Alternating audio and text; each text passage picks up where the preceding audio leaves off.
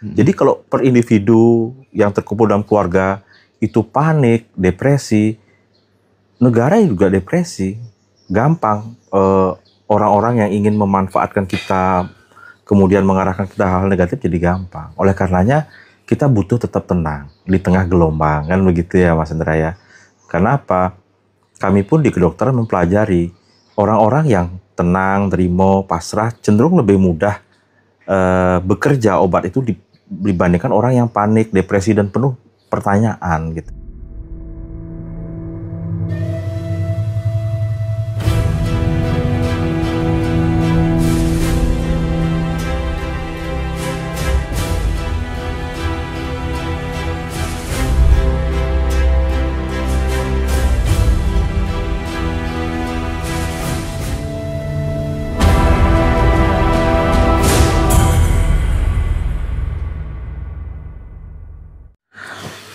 Swastiastu, Dokter Ngurah Putra.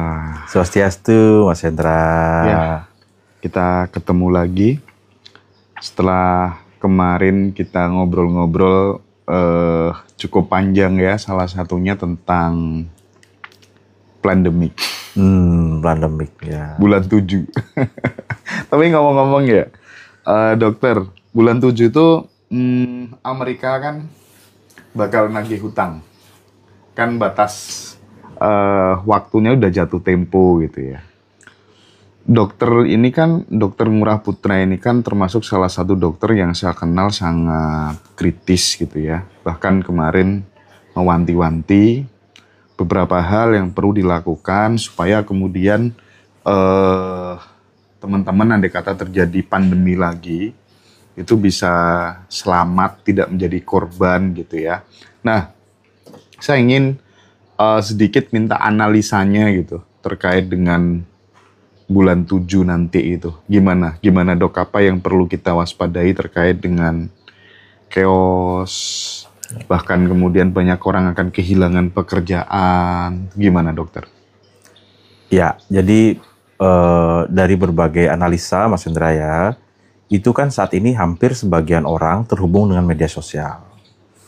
Tentu mereka sudah mendengar informasi-informasi tentang megatrust lah, tentang jatuh tempo hutang, dan semua hal yang memberikan kita vibrasi negatif. Nah, sebagai seorang praktisi di kesehatan, saya justru cenderung melakukan preventif, Mas. Preventifnya apa? Kita mesti merangkul situasi itu sebagai sebuah saudara yang memang harus datang. Jadi kita tidak hanya menyukai gelombang yang tenang, tapi juga gelombang yang besar. Nah, gelombang yang besar ini, kalau kita jadikan sahabat, akan menguntungkan kita. Nah, salah satunya adalah kita mesti membatasi untuk mendengarkan informasi-informasi yang membuat kita galau gitu ya. Karena itu kan akan membuat kita, vibrasi kita akan terpengaruh, Mas Hendra ya. Yang kedua, tentu bersiap-siap Mas Hendra. Kalau kita di Bali mempunyai lumbung padi, Mas. Setiap rumah di Bali punya lumbung padi. Berkaca dari 2019, apapun yang terjadi nanti, Juli ke atas, kita harus punya yang namanya simpanan. Simpanan itu baik materi maupun non-materi.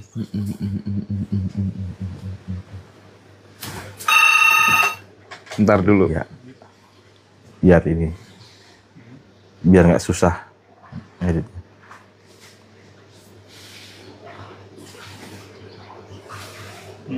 Matiin dulu aja, Ali. Sorry ya, teman-teman ya. Nanti mbak-mbak tolong diedit ya, di-cut ya. Oke, kita lanjutkan terkait dengan kita harus punya simpanan lumbung padi. Ini menarik nih, berkaca dari 2020 ya dok ya. Ya, jadi konsep lumbung padi itu, Mas Hendra, itu kan masyarakat Bali dulu itu menyimpan hasil panennya itu di lumbung padi. Sehingga bisa dipergunakan 1-3 tahun ke depan. Nah, lumbung padi itu berbentuk segitiga, Mas. Segitiga mengerucut. Nah, di situ kemudian ada sebuah pesan yang tersirat. Bahwasanya untuk menghadapi sebuah krisis, kita perlu menyiapkan 3 hal, 3 fondasi. mental kita, fisik kita, spiritual kita. Nah, tabungan-tabungan karma kita mesti diperbanyak. Seperti banyak memberi, seperti yang Mas Hendra lakukan. Tadi pagi Mas Hendra datang ke bandara, masuk ke toilet, Mas Hendra ngasih sedekah gitu ya. Hal seperti itu mesti kita lakukan. Selain untuk menambahkan tabungan karma kita, juga untuk mempertebal otot memberi kita, Mas Hendra. Nah, dari pengalaman 2020, saya amati semakin kita memberi, baik itu tenaga, waktu, pemikiran, apalagi bisa materi, itu cenderung rezeki akan jauh lebih mengalir deras, Mas Hendra. Kalau semakin kikir, justru semakin seret. Nah, ini sebuah tuh fenomenologi yang kalau dijelaskan secara hukum fisika Newton tidak ketemu. Namun kalau fisika kuantum akan ketemu, gitu, Mas Hendra. Oke. Nah, terkait dengan banyak orang yang akan kehilangan pekerjaan itu, yang menyebabkan itu apa, dokter? Ini kan riset besar, riset global ya. AI, kemudian penggunaan robot tidak bisa lagi dihindari, Mas Hendra. Kami pun para dokter mengalami hal itu. Tadi pagi saya mendengar di Instagram ada seorang dokter yang usianya 40 tahun mengeluh. Kami saat ini tidak lagi bisa bekerja gitu. Kenapa? Karena pasien saat ini sudah berkonsultasi langsung dengan AI. Mereka bisa langsung membeli obat dan hanya bertemu dengan dokter bila mana menurut mereka perlu sekali. Dan angka kesakitan itu kan boleh dikatakan yang membutuhkan diagnosa lebih dalam itu ke rumah sakit kan sangat sedikit populasinya, Mas Indra. Sehingga harus hati-hati saat ini, harus waspada. Seorang cendekiawan sekelas dokter pun tidak akan luput dari pengaruh AI gitu. Jadi akan banyak kehilangan, tidak hanya dokter, teller bank, kemudian pramu saji, kemudian konten kreator dengan AI sekarang juga mengalami ancaman. Kemarin teman saya seorang arsitektur juga terancam. Sekarang dengan prompt saja mereka sudah bisa membuat sebuah gambar arsitektur 3 dimensi gitu. Jadi kan gimana persaingannya sekarang tidak lagi dengan sesama kita tapi dengan AI gitu. Nah, jadi menjadi wajar bila momentum riset ini dipergunakan oleh para pengusaha untuk mengurangi biaya operasionalnya. Gitu. Kita pengen model interior yang bagaimana aja bisa nyuruh AI gitu Bisa. Oke, berarti pesan untuk teman-teman yang masih muda-muda ini gimana dong dok supaya kemudian tetap berada pada rule yang benar gitu, tetap bersahabat dengan masa depan gitu. Ya, yang pertama kita tidak boleh alergi dengan perubahan. Kita harus memeluk perubahan ini sebagai sebuah kenisbian, suatu kepastian. Yang kedua, kita harus masuk kepada suatu komunitas yang positif, seperti komunitas Ngaji Roso, komunitasnya Abudan Revolution itu sangat bagus sekali, bagus dan murah. Kenapa? Saya sudah mengikuti banyak pelatihan teman-teman. Ya ini termasuk yang sangat baik gitu ya. Saya rekomendasi ya. Yang ketiga, teman-teman harus mempelajari skill baru, AI salah satunya. Kemudian belajar tentang bagaimana bersahabat dengan teknologi. Kemudian yang kelima, berkolaborasi, perbanyak kolaborasi. Karena saat ini mustahil kita bisa maju tanpa kolaborasi. Gitu. Nah, disitulah kemudian terjadi transfer knowledge, transfer energi, transfer vibrasi yang menyebabkan kita memiliki pencapaian yang seperti yang kita harapkan. Oke. Dokter, kembali lagi soal pandemi tadi gitu ya. Ini kan kaitannya sebenarnya kan sama sebuah vibrasi gitu ya. Vibrasi ketika kemudian ini menjadi sebuah vibrasi kolektif, orang pada panik semuanya gitu ya. Situasi kondisi bangsa pun bisa sangat terpengaruhi oleh hal itu. Bener? Efeknya sampai segitu? Sangat. Karena kumpulan-kumpulan manusia itu akan membentuk sebuah blok terkecil. Disebut dengan keluarga, Mas. Kumpulan keluarga ini membentuk suatu bangsa. Jadi kalau per individu yang terkumpul dalam keluarga itu panik, depresi, negara juga depresi. Gampang orang-orang yang ingin memanfaatkan kita kemudian mengarahkan kita hal-hal negatif jadi gampang. Oleh karenanya kita butuh tetap tenang di tengah gelombang kan begitu ya Mas Hendra ya. Karena apa? Kami pun di kedokteran mempelajari orang-orang yang tenang, terima, pasrah cenderung lebih mudah bekerja obat itu dibandingkan orang yang panik, depresi dan penuh pertanyaan gitu Mas. Mm. Ada nggak dokter apa tanda-tanda real gitu? Ada berapa tanda gitu bahwa memang Republik ini sedang nggak baik-baik saja gitu. Potensi chaos itu memang benar-benar akan terjadi gitu. Tanda-tanda yang dilihat dokter secara kritis apa? Lanjut. Ya, kalau saya Mas Indra sebagai seorang dokter, saya akan melihat negara ini sebagai sebuah sistem seperti tubuh saya. Nah, saya saat ini melihat bahwa sistem syarat pusat dalam hal ini pemerintah itu tidak bisa merespon pesan-pesan yang dikirim oleh sel-sel tubuh. Misalkan ada sel tubuh kita sakit, harusnya nyeri dong sampai atas. Ini tidak nyampe. Jadi komunikasi antar sel, komunikasi antar lembaga di Indonesia ini tidak nyambung, Mas. Sehingga apa? Sesuatu pesan yang dari ujung, misalkan contoh jari kita luka, itu nggak sampai ke pusat. Sehingga luka ini lama-lama menjadi besar, gangren, dan harus diamputasi. Nah, ini yang kemudian kita perlu mengembalikan kembali ke budaya. Kita terlalu terbawa oleh budaya luar. Sedangkan kita punya budaya sendiri, di mana budaya inilah kemudian menjadi neurotransmitternya, menjadi komunikator antar sel kita. Jarang ada pemimpin yang mau berkomunikasi dengan hatinya. Jadi kita terlalu mengandalkan high tech, tapi kekurangan sekali dengan high touch-nya, kurang dengan touch itu, Mas Indra. Nah, dari potensi tersebut, saya melihat tubuh pun bisa rusak gara-gara itu. Jadi contohnya kita makan, tapi pankreas kita tidak bisa memberitahu tubuh bahwa gula sudah banyak nih. Akhirnya terjadi diabetes. Nah, negara kita bisa begitu, Mas Hendra. Bisa terjadi diabetes kronis kalau tidak ditangani, gitu. Oke. Nah, oke, Dok. Aku sekarang pengen masuk ke sesuatu yang lagi happening gitu ya, terkait dengan manifesto gitu ya.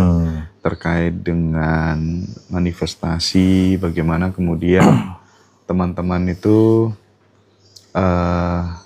pengennya itu ketika ada cita-cita itu bisa diwujudkan dengan mudah, santai, dan menyenangkan gitu ya. Tapi ternyata banyak hambatan, nggak tahu apa yang menyebabkan hal itu semua gitu. Aku pengen dokter sharing terkait dengan pengalamannya melakukan manifestasi gitu. Tadi sempat kan, wah cukuplah dipakai beli 500 gram emas gitu ya. Iya, Nah, sharing aja dokter, bagaimana kemudian itu terjadi gitu, dan yang dilakukan dokter apa saja supaya kemudian menjadi inspirasi yang bisa menggerakkan teman-teman gitu untuk hidup lebih baik gitu, Dok. Baik, terima kasih Mas Hendra. Mungkin saya akan bercerita dulu tentang bagaimana saya bertemu dengan manifestasi ini. Jadi ketika saya pulang dari kuliah di Surabaya, Mas, itu kakek mengumpulkan kami. Tepatnya saya dan aji-aji itu ayah gitu ya. Di situ karena bloodline kami itu kan dari dulu sampai sekarang itu selalu ada di jalur kerajaan, Mas. Jadi salah satu bloodline kami itu I Gusti Ngurah Rai, Mas, yang diabadikan menjadi nama bandara saat ini. Nah, kakek ini, putra beliau ini, kemudian bicara, kalau eyang kamu itu berjuang untuk kemerdekaan, kami, kakek, berjuang untuk budaya. Karena beliau seorang penari dan sudah keluar negeri, banyak mengenalkan budaya. Apa yang kamu bisa kontribusikan? Waktu itu saya nggak bisa jawab dong, bingung. Akhirnya beliau memberi ide. Saya 75 tahun mencoba untuk menyatukan keluarga besar ini tidak bisa. Boleh nggak kamu bantu kami untuk menyatukan itu? Nah, di sini ada sebuah permintaan, Mas, menyatukan keluarga. Kenapa? Karena memang sudah 75 tahun tidak bisa disatukan. Ada aja friksi-friksi yang menyebabkan itu ya. Apakah dia itu putri selir, pewaris dan sebagainya. Nah, kemudian saya karena berdasarkan cinta kasih kepada kakek, Mas, ingin membalas. Saya tidak punya kepentingan apa-apa. Jadi saya bekerja tanpa beban. Dalam waktu 6 bulan saya berhasil menyatukan mereka, Mas. Dan membuat sebuah rapat besar yang awalnya kami hanya mengundang 500 orang. Yang datang 2.000 orang, Mas. Dari situ saya berpikir bahwa oh, ternyata kalau kita melakukan sesuatu dengan cinta yang besar, itu memberikan kita energi yang luar biasa. Yang kedua, saya tidak terikat dengan hasilnya, Mas. Yang saya sangat terikat adalah pada prosesnya. Itu. Kemudian yang ketiga, saya lakukan itu dengan sangat intens, Mas. 6 bulan saya beri waktu diri saya. Jika setelah 6 bulan tidak bisa, berarti bukan saya orangnya. Jadi kita harus memberikan diri kita waktu. Nah, di situ saya harus merilis dulu mitos-mitos yang ada ketika tujuan itu ingin dicapai. Satu, keluarga ini susah disatukan. Yang kedua, keluarga ini penuh dengan permusuhan. Ketiga, keluarga raja itu memang nggak bisa disatukan. Nah, ketika ketiga mitos ini saya hilangkan dari diri saya, benak saya, itu akhirnya terilis, Mas. Mudah, pintu demi pintu terbuka. Nah, itu satu. Jadi itu manifestasi untuk mewujudkan suatu visi dalam organisasi. Nah, sekarang bagaimana visi untuk finansial gitu ya. Teman-teman kan banyak yang tertarik masuk itu karena suatu musibah finansial. Nah, saya sebagai orang yang dididik di pegawai negeri, Mas, keduanya pegawai negeri, tidak luput dari suatu premis. Kalau tidak minjem nggak punya gitu ya. Kalau nggak minjem nggak punya. Akhirnya pada awal-awal itu kami harus mencicil rumah, Mas. Di mana hutang itu harus dibayar tiap bulan. Nah, ketika kami menggunakan ilmu manifesto tradisional ini, kami kemudian lemparkan itu bukan untuk diri kami, tapi untuk anak-anak. Jadi bagaimana anak-anak ini tidak mewarisi hutang. Jadi nawaitunya saya buatkan jauh sekali. Yang kedua, saya tidak ingin anak-anak itu terbebani ini. Akhirnya kita bekerja dari 10 tahun rencana untuk membayar itu. Di tahun ke-7 kita sudah lunas. Itu kenapa? Karena kita baru mulai memanifestasi tahun ke-5. Belum bisa melepas dari premis. Kalau nggak ngutang nggak punya. Jadi kita betul-betul bangga dengan hutang gitu. Padahal kita diberikan sebuah pemandangan. Ada kok membeli aset tanpa hutang gitu. Nah, setelah itu keterusan, Mas. Keterusan, saya tetap lakukan itu. Akhirnya terjadi quantum jam, quantum leap lah. Lompatan yang sangat luar biasa sekali. Di tahun 2015 kita masih baru mulai, di 2019 sudah selesai, 2015 juga istri kita sekolahkan spesialis penyakit dalam, Mas. Itu kita semua. Tanpa minta kemana-mana. 2019 lulus, COVID, kita manifest lagi.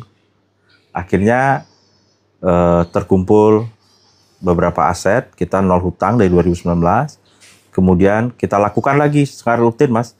Sehingga di tahun 2023 itu gara-gara menulis akhirnya terbuka undangan untuk saya ikut menjadi pengusul Fakultas Kedokteran. Nah, Bali kan sudah ada 3 fakultas kedokteran. Nggak mungkin tambah lagi 1 waktu itu, nggak mungkin. Sudah diumumkan. Saya gunakan lagi ilmu manifesto ini. Singkat cerita, berhasillah itu menjadi Fakultas Kedokteran ke-4, Mas. Oke. Nah, karena saya pengusungnya dengan kekhususan etnomedicine, langsung lanjut jadi dekan. Jadi kalau dicari runut nih, tidak mungkin usia 39 tahun jadi dekan Fakultas Kedokteran. Paling muda lah ya. Paling muda. Dari 122 Fakultas Kedokteran di tahun 2023, saya paling muda, Mas. Dan belum punya jabatan fungsional apa-apa. Nah, disitulah kemudian manifesto itu melampaui dari akal berpikir kita. Nah, itu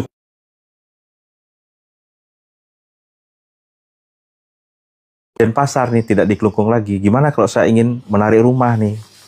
Itu kalau harga rumah itu, Mas, kalau saya kumpulkan gaji berdua dengan istri, itu 20 tahun baru terkumpul, Mas. Itu pun kalau tidak dibelanjakan.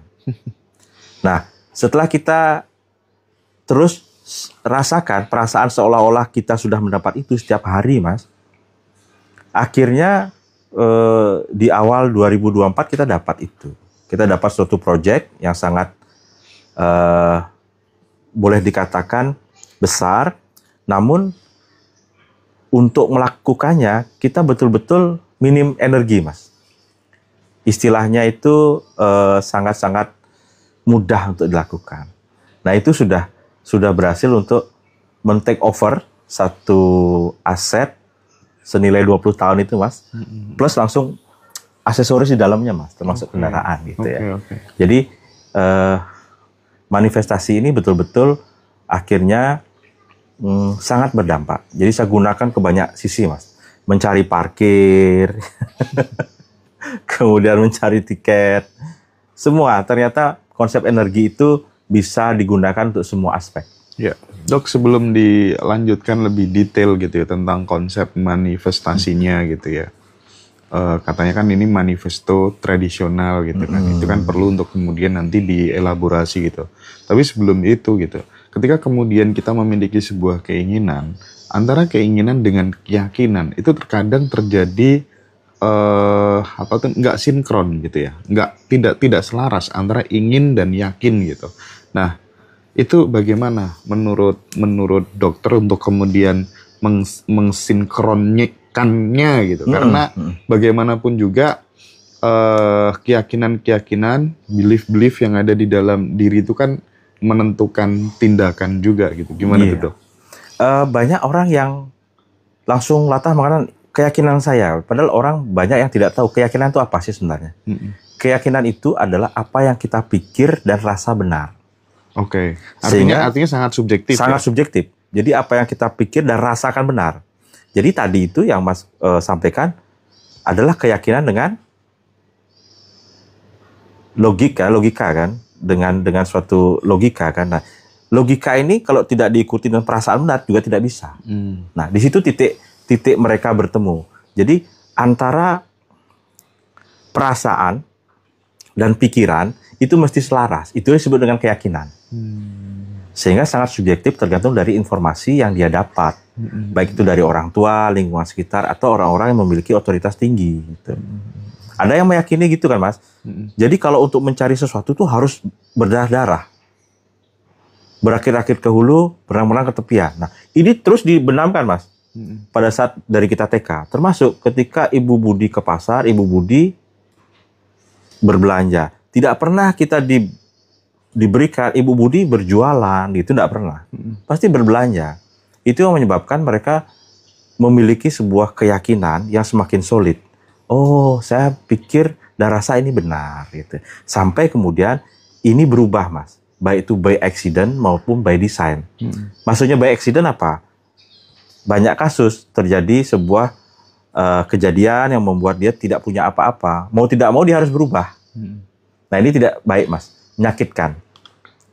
Tapi yang bagus adalah by design. Oh, kita sadar kayaknya effort saya untuk mendapatkan ini dengan teman saya kok beda jauh ya. Jangan-jangan keyakinan saya tentang uang salah. Maka dia rubahlah by design, mendesain dirinya, meredesain dirinya.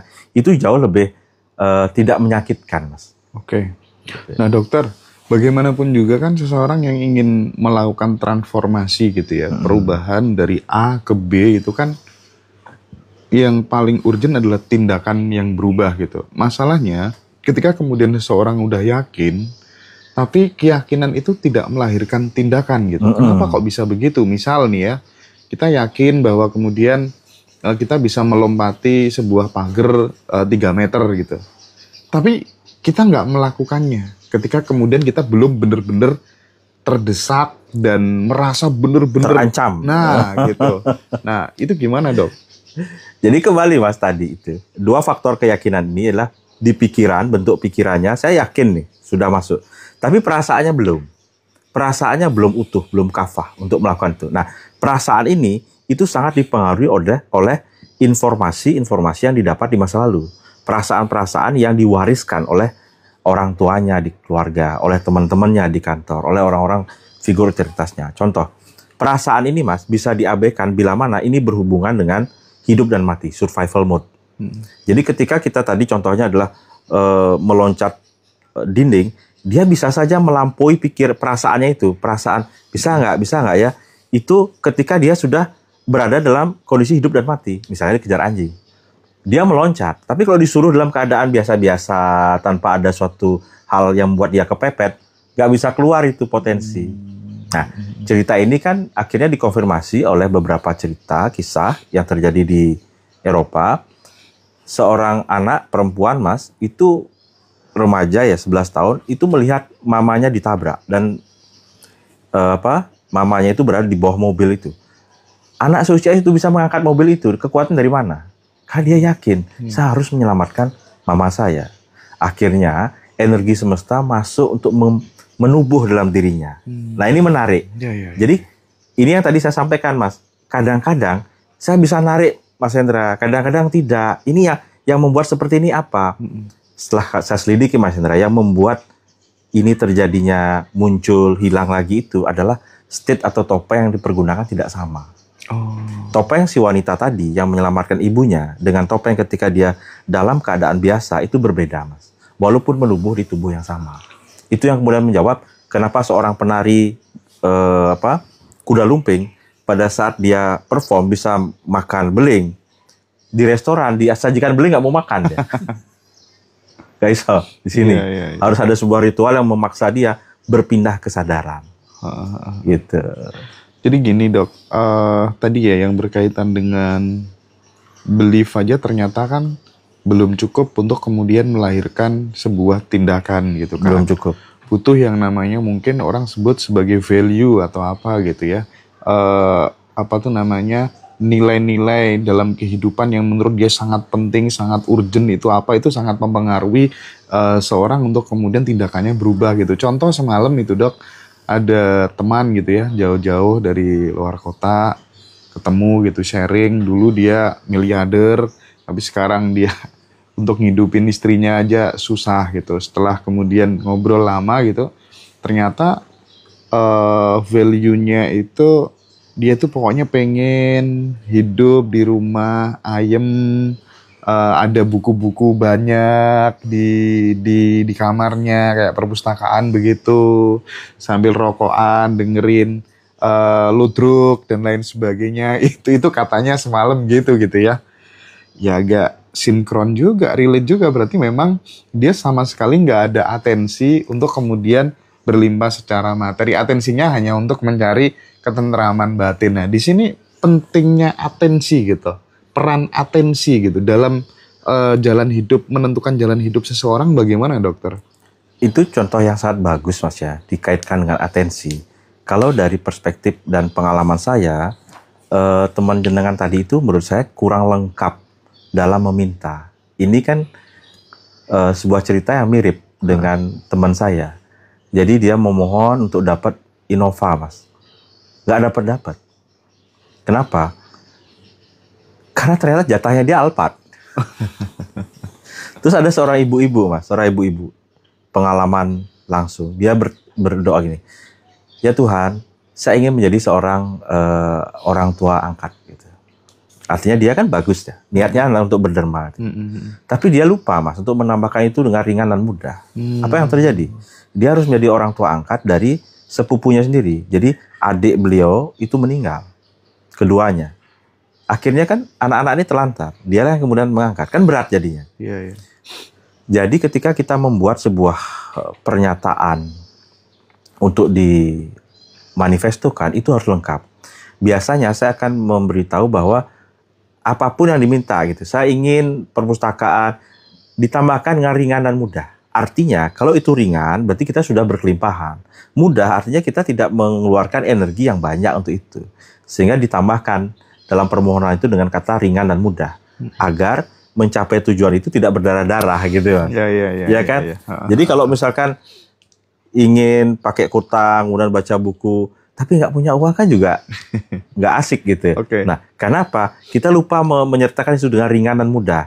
Ringan artinya kita itu tidak terbebani dengan gaya hidup kita. Artinya semua sudah terpenuhi, termasuk anak-anak, gitu kan? Nah, disinilah kemudian atensi itu perlu dibuat luas, Mas. Itu kenapa leluhur kami di Bali mengajarkan itu intensi itu dalam pelajaran tantra. Tantra yang berarti tanoti atau perluasan. Jika kita memohon itu kita harus melihat dulu dari helikopter view.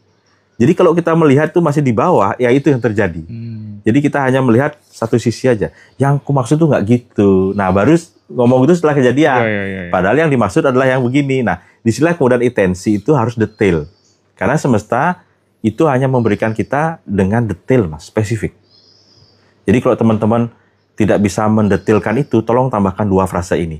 Dengan ringan dan mudah. Artinya itu akan melengkapi, menyempurnakan permohonan teman-teman sehingga tidak berisiko yang fatal.